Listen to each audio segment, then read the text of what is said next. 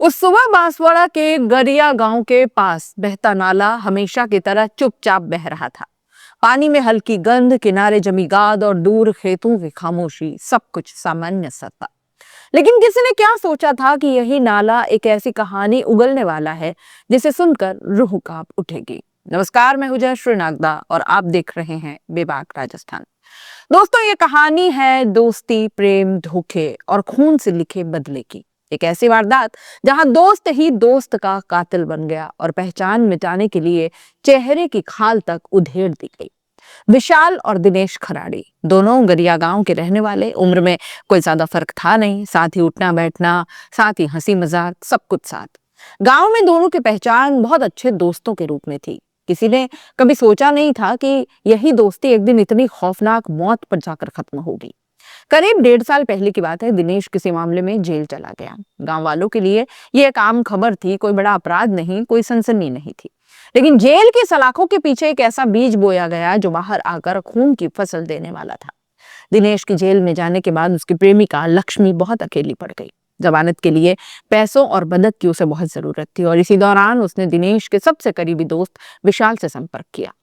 शुरुआत सिर्फ मदद की थी, कागजात, वकील से मिलना, जेल में मुलाकातें करवाना। विशाल लक्ष्मी को दिनेश से मिलाने के लिए जेल भी ले जाने लगा। हर मुलाकात के साथ बातचीत बढ़ती चली गई, सहानुभूति गहरी हो गई और फिर हदें टूटने लगी। दिनेश जेल में था और बाहर उसकी दुनिया बदल रही थी। पुलिस जांच में सामने आया कि इसी दौरान विशाल और लक्ष्मी के बीच नजदीकियां काफी बढ़ गई। मदद कब प्यार में बदली किसी को पता ही नहीं चला। फोन कॉल्स, मुलाकातें और फिर वो रिश्ता जिसे समाज में सबसे बड़ा धोखा कहा जाता है, दोस्त की प्रेमिका से प्रेम संबंध। दिनेश को इस बारे में जेल में रहते हुए भनक नहीं लगी, लेकिन किस्मत ने उसके लिए एक और अध्याय लिखा हुआ था। जेल से रिहाई और भीतर पनपता जहर कैसे सामने आया। दिसंबर 2024 दिनेश जेल से बाहर आता है। शुरुआती दिनों में सब कुछ सामान्य रहा, लेकिन जल्द ही उसे पता चल गया कि जिस दोस्त पर उसने सबसे ज्यादा भरोसा किया, उसी ने उसकी जिंदगी की सबसे कीमती चीज छीन ली है। ये जानकर दिनेश के भीतर कुछ टूट सा गया। प्यार नहीं, अहंकार और बदले की आग। उसने तय कर लिया कि धोखे का हिसाब खून से ही चुकाऊंगा। 30 जनवरी, जब विशाल आखिरी बार देखा गया था, 30 जनवरी 2025 को विशाल घर से निकला और उसके बाद वो कभी वापस नहीं लौटा। परिजनों ने पहले दोस्तों से पूछा, रिश्तेदारों से पूछताछ की, खोजबीन की, मोबाइल नंबर भी बंद था। हर गुजरता घंटा चिंता को डर में बदलता जा रहा था। गांव में तरह तरह की चर्चाएं अब शुरू हो गई थी। कहीं वो खुद चला गया, कहीं और कोई झगड़ा हो गया, लेकिन सच इन सब से कहीं ज्यादा डरावना था। शुक्रवार की सुबह सूचना मिलती है कि गरिया गांव के पास नाले में एक युवक की लाश पड़ी है। पुलिस मौके पर पहुंचती है। जो दृश्य सामने था उसने अनुभवी अफसरों को भी सन्न करके रख दिया। शरीर पर धारदार हथियार से गहरे वार किए गए थे, सीने और पेट पर कई घाव थे और सबसे खौफनाक, चेहरे की खाल तक उखड़ी हुई थी। यह कोई गुस्से में की गई हत्या नहीं थी, ये सोची समझी हैवानियत लग रही थी। कातिल चाहता था कि लाश की पहचान न हो, लेकिन अपराधी अक्सर एक गलती तो कर ही बैठता है। विशाल के हाथ पर गुदा नाम और पैर पर बंधी पुरानी पट्टी। परिजनों ने रोते हुए शव की पहचान कर ली और अब ये सिर्फ गुमशुदगी नहीं रही, ये एक निर्मम हत्या बन चुकी थी। पुलिस जांच में दोस्त पर गहराता शक जब ज्यादा होने लगा, पुलिस ने जब विशाल के आखिरी संपर्क खंगाले तो एक नाम बार बार सामने आता रहा, दिनेश खलाड़ी। पूछताछ में पहले वो गुमराह करता रहा, लेकिन जब सबूत सामने आए तो उसका झूठ ढह गया। उसने कबूल किया कि मैंने ही विशाल को मारा है। पूछताछ में सामने आया कि दिनेश ने विशाल को बहाने से मिलने के लिए बुलाया, पुरानी दोस्ती का हवाला दिया, सब कुछ सामान्य दिखाया और फिर सुनसान जगह पर ले जाकर धारदार हथियार से ताबड़तोड़ वार कर दिया। गुस्से और नफरत में उसने वो कर डाला जो इंसान नहीं, एक हैवान करता है। पहचान मिटाने के लिए चेहरे की खाल तक उसने निकाल दी। पुलिस ने दिनेश खराड़ी को गिरफ्तार कर लिया है। सोमवार को उसे पीसी रिमांड पर लिया जाएगा और अब जांच में ये सवाल बाकी है कि हत्या में इस्तेमाल हथियार कहाँ है। क्या लक्ष्मी को पहले से कुछ पता था इस बारे में? क्या वारदात में कोई और भी शामिल था? ये कहानी सिर्फ एक हत्या की नहीं, ये कहानी है अंधे भरोसे की, रिश्तों की सीमाएं लांघने की और उस बदले की जो इंसान को राक्षस बना देता है। बांसवाड़ा का वो नाला अब सिर्फ पानी नहीं बहाता, वो एक दोस्त की लाश और एक धोखे की दहशत भी बहा ले गया। और सवाल अब भी गूंज रहा है, क्या इश्क इतना अंधा हो सकता है कि इंसान खून से हिसाब चुकाए?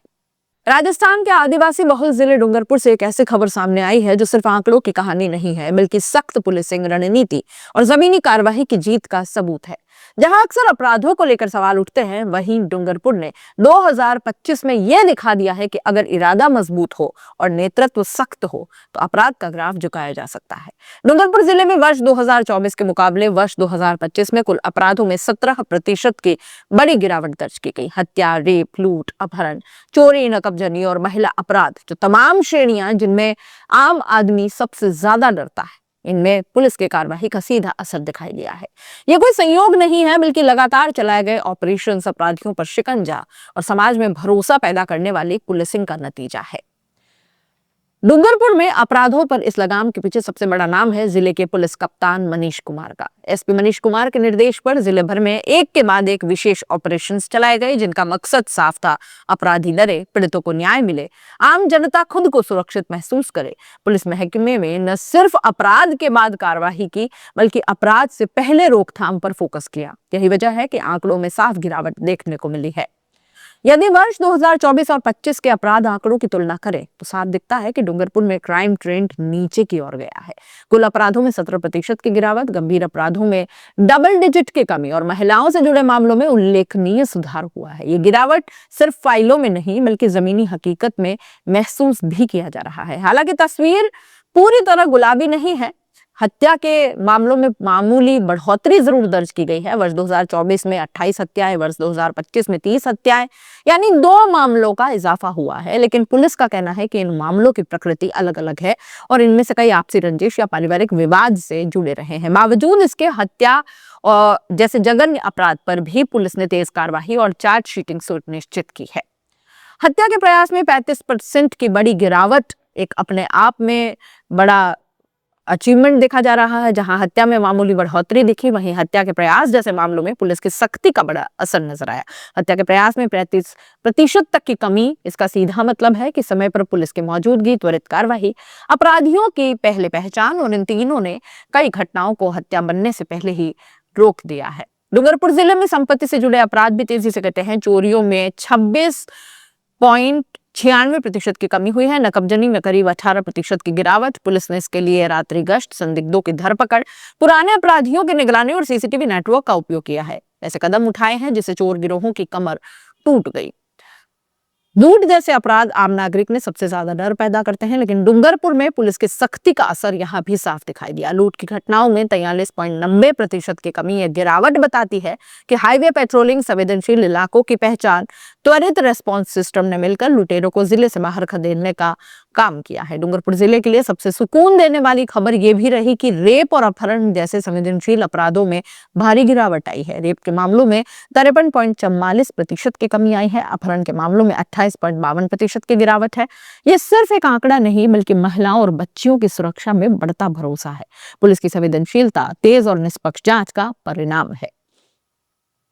महिलाओं से जुड़े कुल अपराधों में भी 27.72% की कमी दर्ज की गई है। पुलिस ने इसके लिए महिला हेल्प डेस्क, जागरूकता अभियान, स्कूल कॉलेज स्तर पर संवाद, त्वरित एफआईआर जैसे कदम उठाए हैं, जिससे महिलाएं बिना डर के अब शिकायत कर सकें। एसपी मनीष कुमार का साफ कहना है कि ये सिर्फ शुरुआत है। जागरूकता कार्यक्रमों, विशेष ऑपरेशंस और सख्त कार्रवाई के जरिए अपराधों पर और प्रभावी नियंत्रण किया जाएगा। डूंगरपुर पुलिस का फोकस अब अपराध की जड़ तक पहुंचने, युवाओं को अपराध से दूर रखने, समाज और पुलिस के बीच भरोसा मजबूत करने पर रहेगा। और डूंगरपुर की रिपोर्ट बताती है कि अगर नेतृत्व मजबूत हो, नियत साफ हो और पुलिस जमीन पर काम करे तो अपराध कोई लाचारी नहीं, बल्कि काबू में आने वाली चुनौती है। 2025 में डूंगरपुर ने यह साबित कर दिया है कि कानून का डर और पुलिस का भरोसा दोनों साथ चलें तो समाज सुरक्षित बनता है।